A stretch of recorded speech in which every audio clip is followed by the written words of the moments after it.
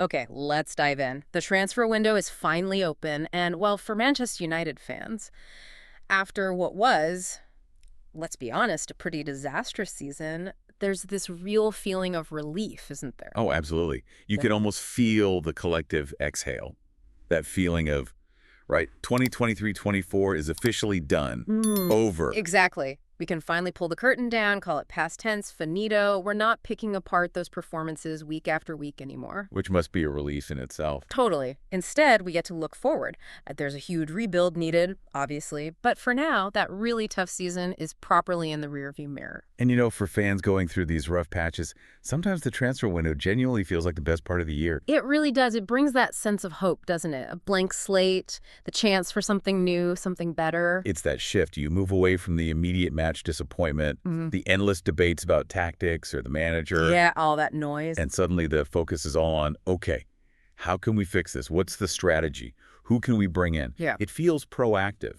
Absolutely. And that shift, that focus on recruitment, on the rebuild, that's exactly what we're getting into today. We're doing a deep dive specifically into Manchester United's summer plans. We've gone through a load of source material transfer show discussions, analysis pieces, really trying to piece together the picture. And we're going to unpack it all. The different views on who might come in, the really difficult calls on who might have to leave. And crucially, those financial realities, you know, profit and sustainability rules, PSR, that are basically shaping every single decision this summer. Yeah. You can't ignore it. Right.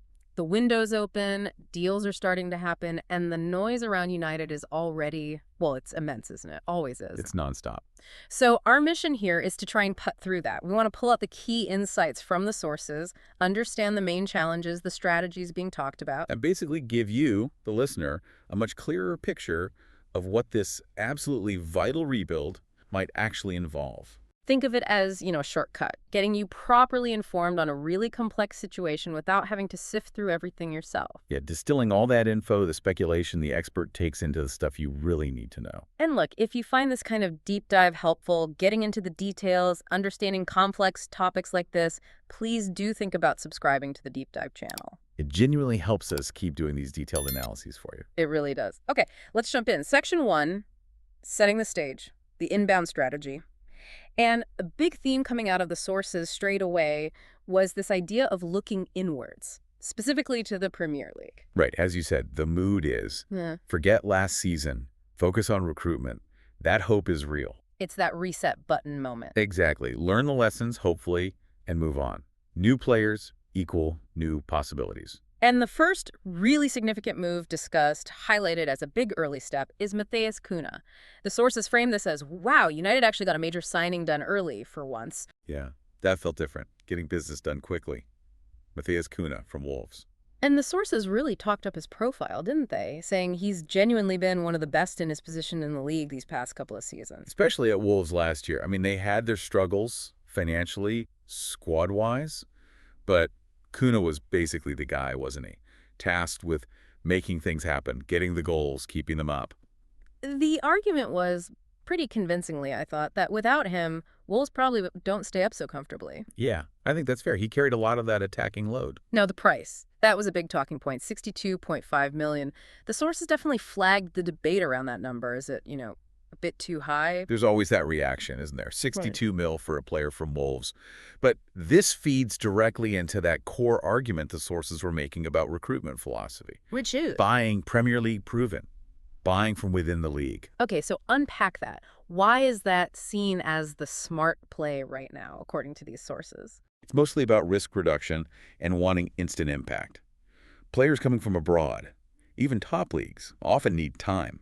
Time to adapt to the pace, the sheer physicality. The intensity, the winter schedule, all of it. Exactly. It's unique. The argument is a player already here. They get it. They're acclimatized. They can, theoretically, hit the ground running from day one. No betting in needed. And the sources backed this up with examples, didn't they? Not just theory. Oh, yeah. Really strong parallels. They mentioned Sir Alex Ferguson, not about living in the past, but recognizing a strategy. He often built or stabilized teams by buying top talent from within England. Players who just understood the league immediately. Right. And more recently, look at Klopp at Liverpool. How many key players came from other Premier League clubs? Van Dijk, Mane from Southampton. Oxlade-Chamberlain from Arsenal, Robertson from Hull. Foundational players. And Arteta at Arsenal, he's arguably taken it even further. Yeah. Jorginho, Zinchenko, Jesus, Ben White, Declan Rice, Kai Havertz, almost all key signings were Premier League buys. And the point being? The point being, both Klopp and Arteta dramatically sped up their rebuilds by doing this. They bought players who made an immediate, tangible difference, not just squad depth, but first-team impact straight away. Which brings us back to Cunha's price tag. That's $62.5 million. Exactly. The sources acknowledged, the Premier League tax, you probably are paying, say, $15 million more for Cunha than maybe a similar player from La Liga. But, and this was the crucial argument, that extra $15 million might be the price you want to pay for instant impact. You're buying certainty, or at least a higher probability of it. Left adaptation risk. Given where United are, maybe that premium's worth it. Okay, that makes strategic sense. But what about Cunha himself? There were some specific concerns raised in the sources, like that lazy narrative about his attitude. Yeah, the sources really push back on that. They mentioned an incident, yes, but pointed out his actual disciplinary record, like one proper red card in over 300 games. The take was, it's not that deep. And maybe United needs a bit of that fire. The squad's been called soft at times. That was exactly the counter-argument. Maybe you want someone with that edge, that steel, someone who comes in wanting to make their mark immediately. Like, imagine him eyeing Rashford's potential departure and thinking, right, that number 10 shirt's mine. Is that such a bad thing? Interesting point. What about the pressing stats? Some data suggests he doesn't press much. And this is where the sources brought in a really important point about stats needing context. They highlighted his time under Simeone at Atletico Madrid. He was one of the highest pressing players in Europe then. So the lower numbers at Wolves are much more likely down to Gary O'Neill's system, his instructions, not Cunha's willingness. Different tactics demand different things. They use that great example. 4 of the top 5 pressers in the PL recently played for either Ipswich or Spurs. Right. It's not necessarily that Hutchinson or Kulusevski are inherently harder workers than everyone else. It's that McKenna and Postecoglou demand relentless pressing. It's coached. It shows how much stats depend on the system. So it really makes you question, doesn't it? How much do individual stats reflect the player versus the team setup they're in? Something for you, the listener, to think about. Definitely. So applying that to Cunha, the sources felt he fits United's potential systems, left 10, right 10, maybe even a withdrawn 9. He can fit straight in, assuming the manager uses him right. Which brings us to maybe the toughest point the sources made, a real reality check for United fans about the club's current level. Yeah, this was stark. The message was essentially, we need to adjust our expectations, paraphrasing the sentiment. We're not above buying good players from other Premier League clubs anymore. That perception really needs to kick in. It's a bit of a brutal truth, isn't it? Acknowledging that years of, underperformance have shifted the landscape. Absolutely. And so the idea of a realistic shopping list now includes names that might surprise some fans used to only targeting global superstars. The sources threw out names like Munoz, Branthwaite, Mateta, Watkins, Bowen, Adam Wharton, a real mix. And the mix is the point.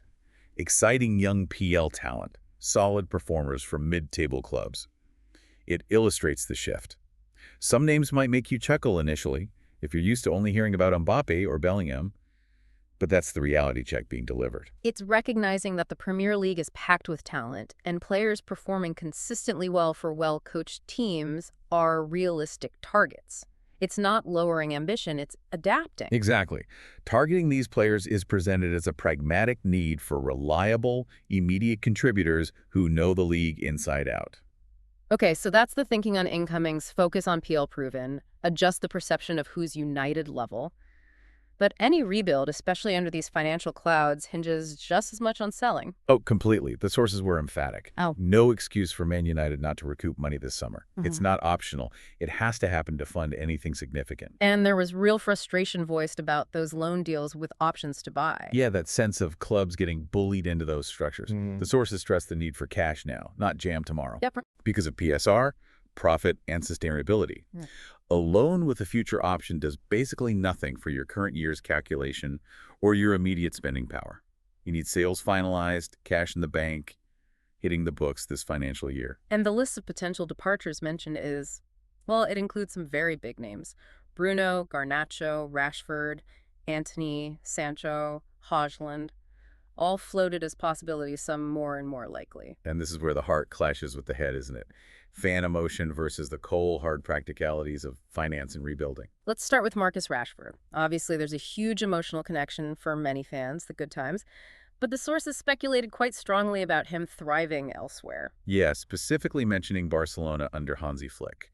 The prediction was pretty bold, that in that environment, he is going to explode, Right. that the talent is absolutely still there to be class. Which immediately brings up that uncomfortable question. If he leaves and does well, will United fans look back with regret? That sense of revisionism. It's a classic scenario, isn't it? Especially with a homegrown player leaving after a dip in form. Very possible. Now, moving on, the player whose potential exit was framed as really tough, maybe even sad for fans, despite debates about his consistency, Alejandro Garnacho. Yeah, that one feels different. But again, the sources dug into the pragmatic reasons. They acknowledged he's not the finished article, maybe not world level yet, but he does contribute. He puts down some numbers. And a key point was how much of United's attacking threat, especially that ability to run in behind, has actually been centered towards what he's doing. They used that Spurs FA Cup semi-final example. Yeah. Maybe he missed chances, but he was the one creating the threat, stretching them.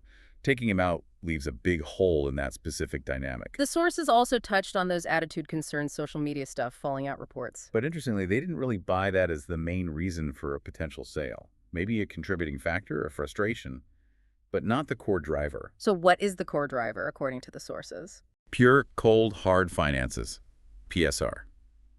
The real reason Garnacho is a prime candidate is because he represents 100% profit on the books. Explain that. Why is that so important? It's absolutely critical for PSR.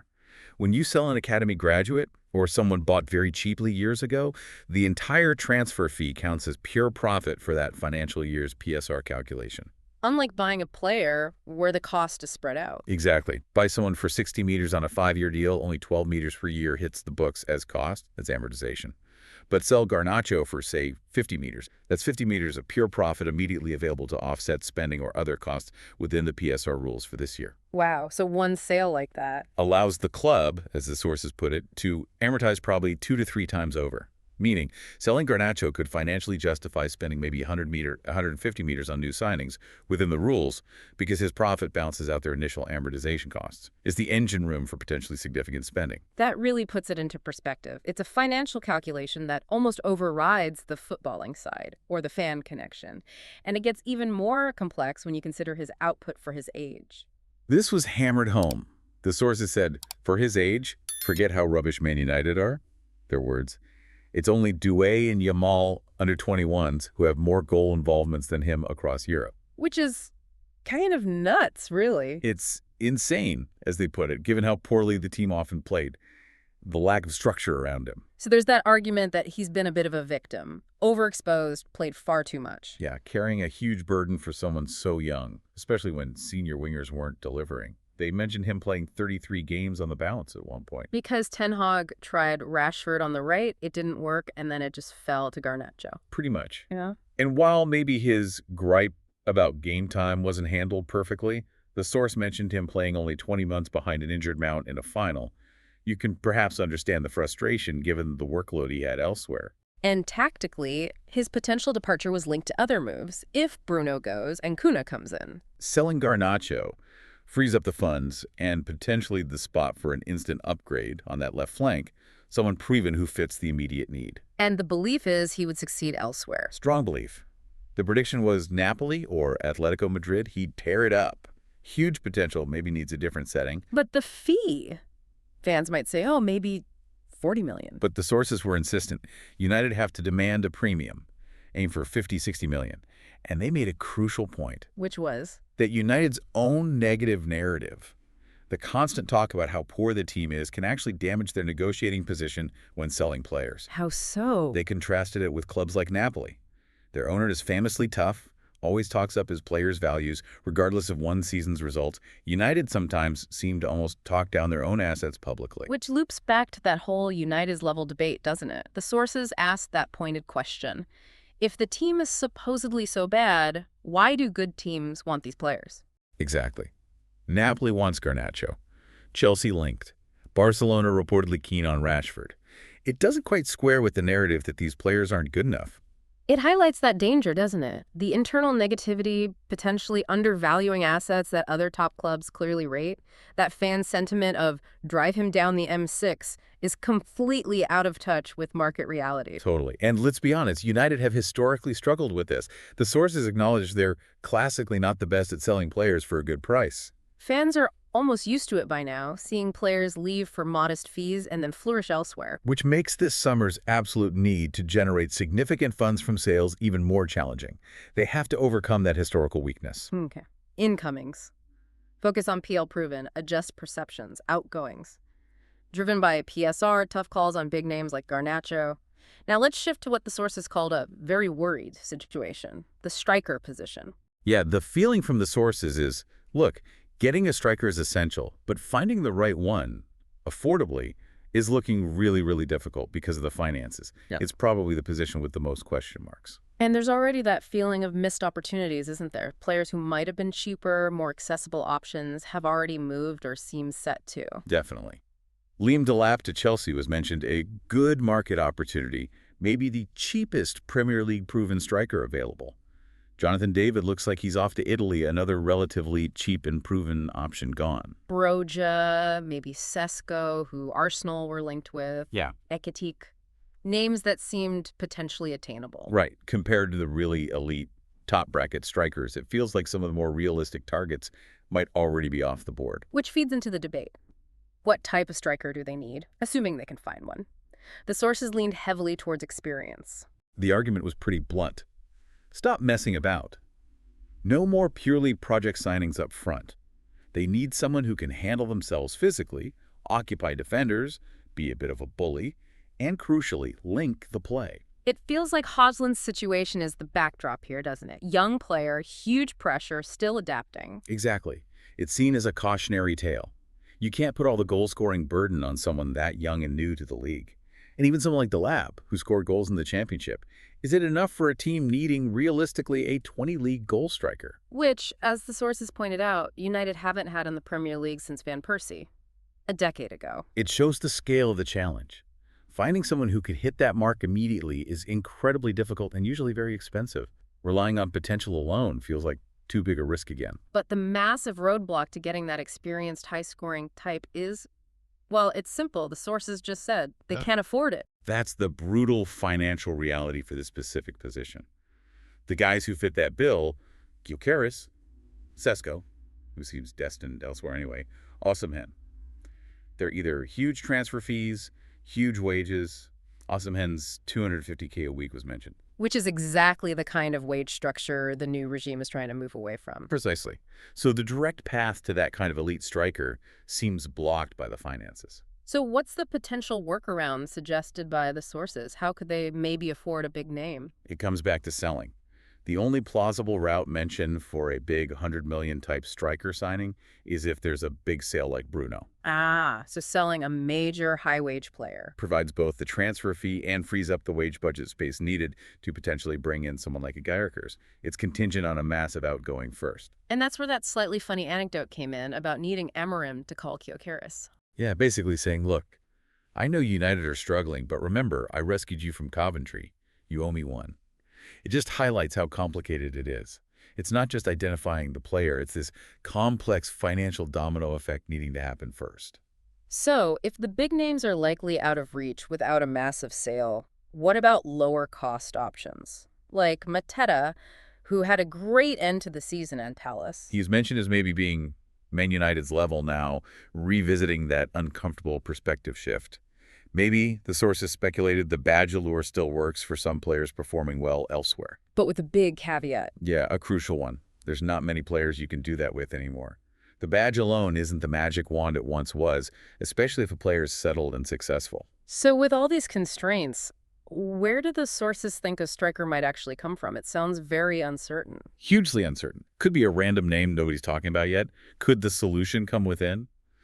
Using attacking mids differently, Xerxes maybe is a 9. Strand Larson was another name thrown onto the list. The big fear seems to be that they might panic now and say, no, we need a striker, and rush into something. Risking another Hojlund situation in a year.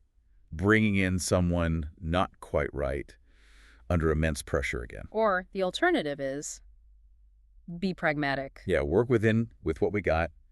Focus on signing players in other areas where the money goes further and see what happens with the striker market later, maybe even next year. It's clear a striker is seen as a must, but the path there is just littered with so many question marks. More so than usual, specifically because the finances bite hardest in this high-value position. It's the clearest example of how PSR is directly shaping and constraining the rebuild in perhaps the most critical area on the pitch. Okay, to get a bit more context on the market United are navigating, it's useful to zoom out and see what others are doing. The sources touched on a few key moves elsewhere. Yeah, just to illustrate the different strategies and the general market dynamics. First up, Liverpool's potential huge move for Florian Wirtz, described as very exciting and even scary for the rest of the league. The reported bid over 100 million, maybe 130 million, apparently rejected, was seen as uncharacteristic from Liverpool, showing real intent, serious ambition from owners, sometimes seen as more cautious. And Wirtz himself, talked about as maybe the best player at his age, potential top 5 attacker in the league quickly. Plus, Slot's good record with developing players. And the sources drew that big parallel to Liverpool's 2018 spending Van Dijk, Alisson, Fabinho that kicked off their dominant era. The suggestion is Liverpool see a chance now, maybe a lull, at the very top, and are trying to use a statement signing like Wirtz to lock down the next 2 to 3 years and try to dominate. Interesting.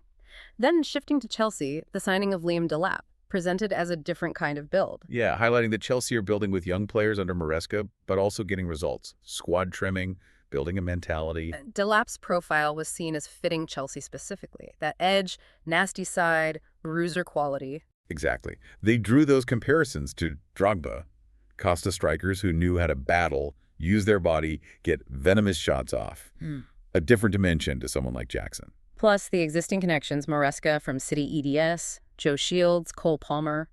It felt like a move that aligns with the historical Chelsea 9 archetype, a natural fit. The feeling was Chelsea are never down for too long and are positioning themselves for an upswing. And finally, a move framed as just really smart business, Kelleher, from Liverpool to Brentford. Yeah, a really smart move actually for all parties was the verdict. Liverpool get a really good fee, £12 5 meter, 18 meters maybe, for a backup keeper with a year left, especially with Mamardashvili likely coming in. Right. Kelleher served them well when needed 20 PL starts, good penalty record, but wasn't going to be number one. Yeah. Good asset management. And Brentford get an upgrade on Flecken, younger, good price. Seen as a definite step up between the sticks for them. Even if there are other uncertainties at Brentford and Mbeumo, Frank's future Kelleher feels like a pretty safe pair of hands. The big question for him, though, is handling being the undisputed number one every week behind a defense likely under more pressure than Liverpool's. That's the step up for him personally. But overall, positive business for Brentford, smart selling from Liverpool. These examples just show the different ways clubs are operating big intent, youth focus, shrewd deals, providing that context for United's situation. So let's try and synthesize all of this. The sources paint a picture of a Manchester United rebuild that's not just massive, but incredibly complex and, well, really constrained. Absolutely. You got that core tension, the strategic desire for instant impact, Premier League proven players like Cunha. Clashing head-on with the harsh PSR realities that mean significant, potentially painful player sales are non-negotiable just to fund the basics. The outbound strategy is vital but messy. Tough calls on fan favorites are high-potential players like Rashford and Garnacho. Garnacho's case really lays bare that cold financial logic needing that 100% profit might just trump everything else. And then there's the striker situation, probably the biggest worry. Financially tight, potential cheaper options may be missed.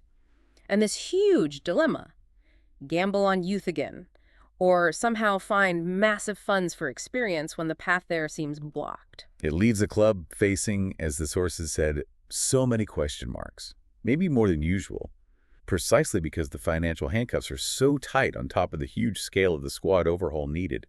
Difficult decisions everywhere for the new structure. It really underlines that a rebuild isn't just about spotting talent, is it? It's navigating finances, valuing players correctly, both buying and selling, understanding the market. Managing expectations, maybe even managing the club's own narrative and perception in the market. Which leads us to that final thought, something simmering beneath the surface of all these discussions. Given the finances, the need to sell, and this weird paradox where other top clubs clearly rate players some United fans seem ready to discard, How much is Manchester United's own public perception, that constant negative noise, and their historical difficulty in selling well? How much is that itself acting as a barrier? Does the club's own baggage make this exponentially harder, regardless of the actual talent or market price? What really stands out to you from all this about the sheer scale of the challenge ahead?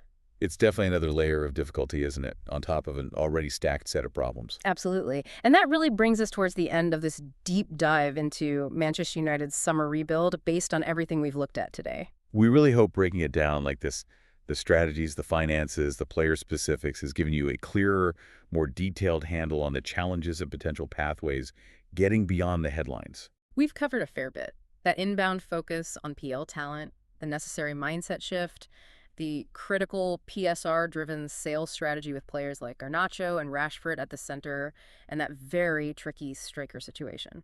Plus, looking at how moves by Liverpool, Chelsea, Brentford shaped the landscape United are working within. It's a lot to take in, and obviously the window's only just open. There will be plenty more developments. No doubt about that. The conversation is definitely ongoing. And we'd genuinely love to hear your take on all this. What do you make of the PSR crunch? Who would you sell, given the constraints?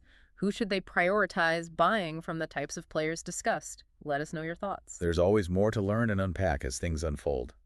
Thanks so much for joining us for this deep dive today. We'll catch you on the next one.